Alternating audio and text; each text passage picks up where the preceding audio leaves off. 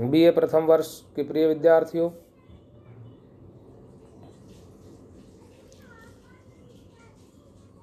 हिंदी साहित्य के विद्यार्थियों के अलावा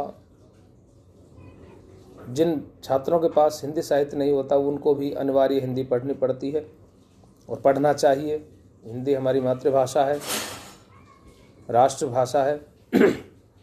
तो अनिवार्य हिंदी आपको हम पढ़ा रहे थे, जिसमें हमने आपको कबीर, सूर, तुलसी, रहीम और मैथिली शरण गुप्त के बारे में बताया, उनके कृतित्व, व्यक्तित्व, उनकी विशेषताओं के बारे में। हिंदी साहित्य के इतिहास को हमने पढ़ाया, भक्ति काल की दोनों धाराओं के जो भक्त संत थे उनके बारे में। उसके बाद में आपका आधुनिक काल आ गया। मैथिली शरण गुप्त को राष्ट्र कवि की उपाधि मिली हुई है। इसके पश्चात आपको जो पढ़ाने जा रहे हैं वो हैं प्रकृति के सुकुमार कवि सुमित्रानंदन पंत, जिन्हें प्रकृति के सुकुमार कवि कहा जाता है। छायावाद के आधार स्तंभ हैं। जो 4 छायावाद के आधार स्तंभ माने जाते हैं उनमें से एक प्रमुख हैं सुमित्रानंदन पंत। 4 वो कौन कौन से हैं? जयशंकर प्रसाद, सुमित्रानंदन पंत, सूर्यकांत त्रिपाठी निराला और महादेवी वर्मा। पंत प्रसाद निराला और महादेवी वर्मा। ये समय जो था छायावाद का 1918 से लेकर 36 तक का समय माना जाता है छायावाद का। इनका जन्म सुमित्रानंदन पंत जी का 1900 ईस्वी में हुआ था और देहावसान 1977 में। प्रकृति के सुकुमार कवि सुमित्रानंदन पंत का जन्म अल्मोड़ा जिले के कसौनी नामक गांव में हुआ था 1900 में। बाल्यकाल में अल्मोड़ा के पर्वतीय सौंदर्य का अवलोकन का उन्हें पर्याप्त अवसर मिला और शायद इसीलिए प्रकृति के प्रति उनका गहरा अनुराग हो गया। प्रकृति की गोद में पले बड़े अल्मोड़ा। बचपन से ही वो एकांत प्रिय और शांति प्रिय स्वभाव के थे। उन्होंने कालिदास, रविंद्रनाथ टैगोर, शंकराचार्य, गांधी, अरविंद, शैली, कीट्स आदि के साहित्य का गहन अध्ययन किया। उनके कवि पर इन सभी का, उनके जो कवि मन है उस पर इन सब का प्रभाव परिलक्षित होता है। 1921 में गांधी जी के आह्वान पर पंत जी ने अध्ययन छोड़ दिया था। असहयोग आंदोलन चलाया था उन्होंने 1921 में गांधी जी ने, तो उनके आह्वान पर उन्होंने अध्ययन छोड़ दिया था। प्रकृति की गोद में पले बड़े अल्मोड़ा में, तो प्रकृति के प्रति अनुराग हुआ। सिर्फ प्रकृति के प्रति अनुराग ही नहीं, अध्ययन की लालसा कितनी थी देखिए आप। उन्होंने यहाँ के प्राचीन काल के जो महत्वपूर्ण कवि थे संस्कृत के, कालिदास को पढ़ा, रविंद्रनाथ टैगोर जिनको नोबेल पुरस्कार मिला था उनको पढ़ा, शंकराचार्य अर्थात दर्शन के बारे में पढ़ा उन्होंने, गांधी जी को, अरविंद, शैली और विदेशी जो लेखक थे, कवि थे, कीट्स, रोमांटिसिज्म जहाँ से विदेश में शुरू हुआ, उनको पढ़ा, उनके साहित्य का गहन अध्ययन किया। इन सब का प्रभाव उनकी कविता पर परिलक्षित होता है। 1916 ईस्वी में उन्होंने गिरजे का घंटा शीर्षक कविता लिखी।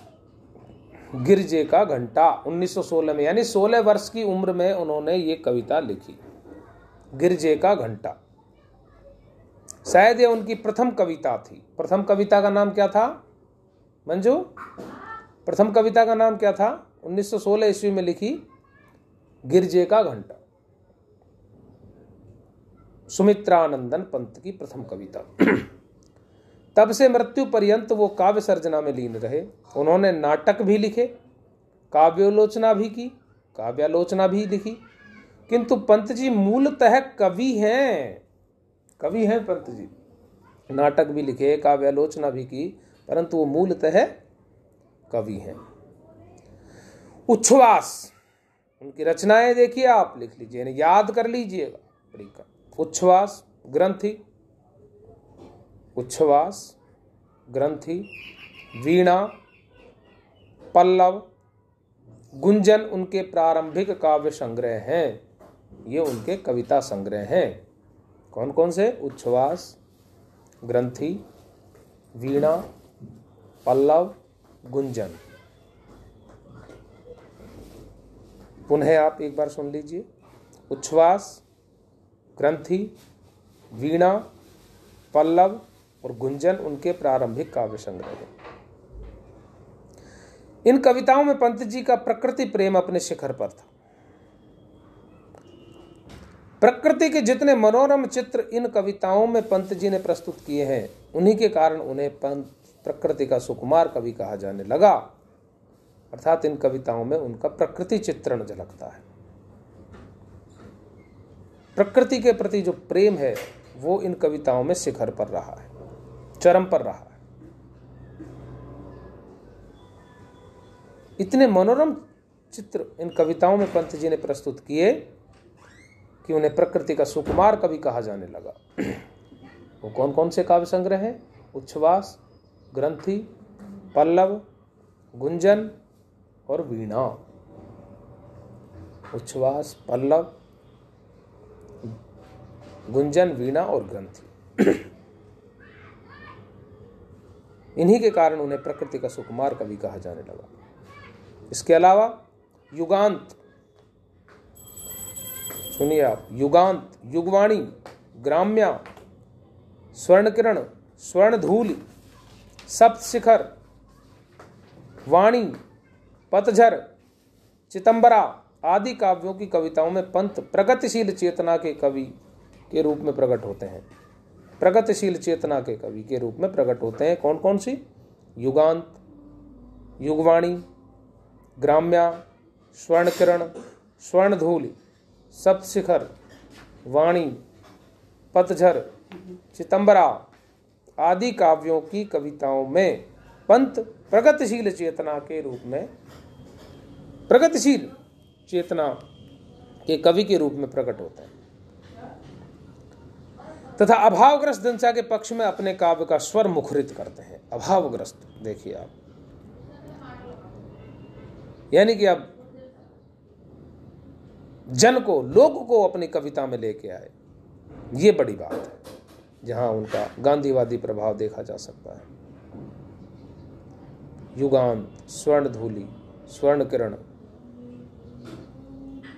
युगांत, युगवाणी, युगांत, युगवाणी, स्वर्णधूलि, स्वर्णकिरण, ग्राम्या, सप्तशिखर, वाणी, पतझर, चिदंबरा आदि कविताओं में पंत प्रगतिशील चेतना के कवि के रूप में प्रकट होते हैं, जहां इन्होंने अभावग्रस्त जनता के पक्ष में अपने काव्य का स्वर मुखरित किया। लोकायतन तथा सत्यकाम, देखिए आप, लोकायतन तथा सत्यकाम उनके प्रसिद्ध महाकाव्य हैं। प्रसिद्ध महाकाव्य हैं उनके। महाकाव्य में कौन सा है? लोकायतन और सत्यकाम। तथा लोकायतन महाकाव्य में वे अरविंद दर्शन को काव्याभिव्यक्ति देने का प्रयास करते हैं। अरविंद दर्शन को लोकायतन में, लोकायतन जो उनका महाकाव्य है, उसमें वो अरविंद दर्शन को काव्याभिव्यक्ति देने का प्रयास करते हैं। परंतु इसमें एक बात यह है कि जितना इस महाकाव्य में चिंतन पक्ष जितना गंभीर सघन है, कला पक्ष उतना ही कमजोर है। अरविंद के दर्शन को काव्याभिव्यक्ति देने का प्रयास किया था उन्होंने, इसमें चिंतन पक्ष इसमें ज़्यादा गंभीर हो गया था, लोकायतन में कला पक्ष कमजोर है। ऐसा प्रतीत होता है कि वे शब्दों तथा विचारों से कविता रच रहे हैं, जो भाव शून्य है, जो भाव शून्य है, केवल शब्दों और विचारों से ही कविता लिख रहे हैं। कला और बूढ़ा चांद नामक काव्य में प्रयोगशील प्रवृत्ति के साथ अवतरित होते हैं। कला और बूढ़ा चांद, पर यहां भी उनकी कविताएं सायास्ता के कारण कमजोर हैं। सायास्ता के कारण कमजोर है। विषय एवं शैली की दृष्टि से पंत जी की काव्य साधना सदैव गतिशील रही है, किंतु पंत जी का असली कवि या तो प्रकृति चित्रण संबंधी कविताओं में पूरी कलात्मकता के साथ मुखरित है, प्रकृति चित्रण में पूरी कलात्मकता के साथ मुखरित है, या सामान्य जन की पीड़ा को वाणी देने वाली कविताओं में, या तो प्रकृति चित्रण में, जिनमें उनकी कौन कौन सी रचनाएं थी, जिनके कारण कौन कौन से काव्य संग्रह थे जिनके कारण उनको जो है प्रकृति के सुकुमार कवि की उपाधि मिली, उनमें थे वीणा, पल्लव, ग्रंथि, वीणा, पल्लव, ग्रंथि, गुंजन, उच्छ्वास, ये काव्य संग्रह। और दूसरा उनका जो प्रभावी रूप रहा है वो जन कल्याण की समस्याओं को अपनी कविता में लेना, जनता की, सामान्य जन की पीड़ा को वाणी देने वाली कविता। वो उसके युगांत, युगवाणी, स्वर्णधूलि, स्वर्णकिरण, चिदंबरा, सप्तशिखर, ग्राम्या, वाणी, पतझर, ये जो काव्य संग्रह हैं उनके, उसके कारण उनको ये रूप मिला जिसमें अभावग्रस्त जनता के पक्ष में उनके काव्य का स्वर मुखरित होगा। देखिए, आप प्रकृति चित्रण की बात आती है, प्रकृति के सुकुमार कवि कैसे, तो वो काव्य संग्रह आएंगे आपके कौन कौन से? पल्लव, गुंजन, उच्छ्वास, ग्रंथि और वीणा। वीणा, पल्लव, उच्छ्वास, ग्रंथि और गुंजन।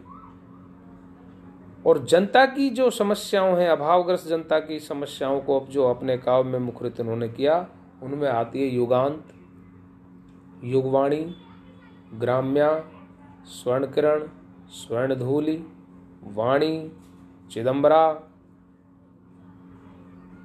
पतझर और सप्तशिखर। लोकायतन और सत्यकाम इनके महाकाव्य थे। लोकायतन का कला पक्ष कमजोर है, विचार और शब्दों से जैसे ये कविता कर रहे हैं लोकायतन में, ऐसा मालूम पड़ता है। उसमें कला पक्ष कमजोर है, कविता वहाँ कमजोर हुई है, चिंतन पक्ष ज़्यादा हुआ है, अरविंद के दर्शन का प्रभाव है उस पर।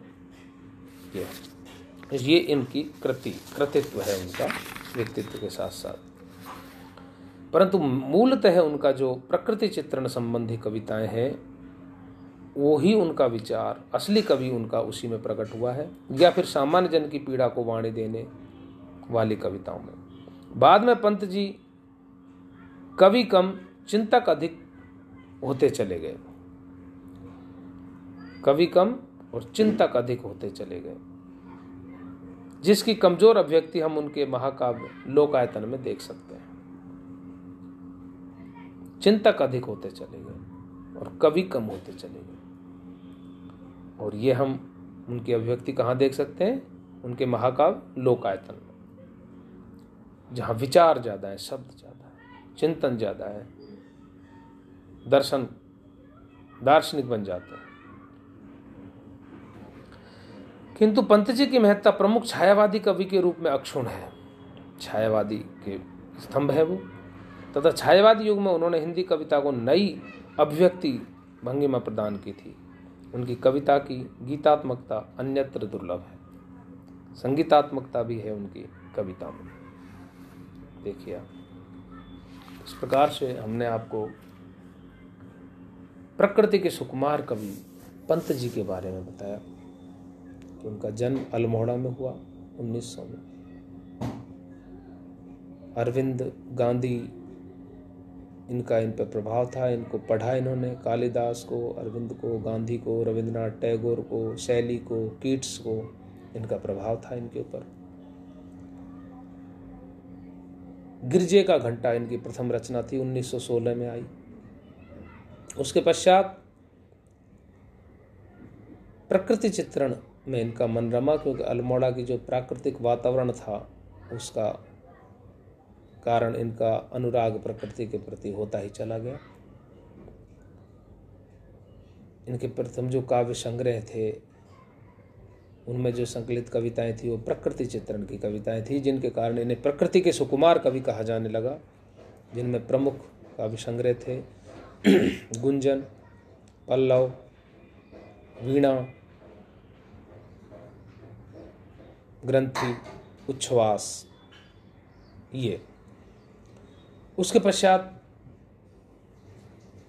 जो जो इनका चिंतन इनके ऊपर हावी होता चला गया, विचारों का प्रभाव पड़ा, गांधी जी का प्रभाव पड़ा।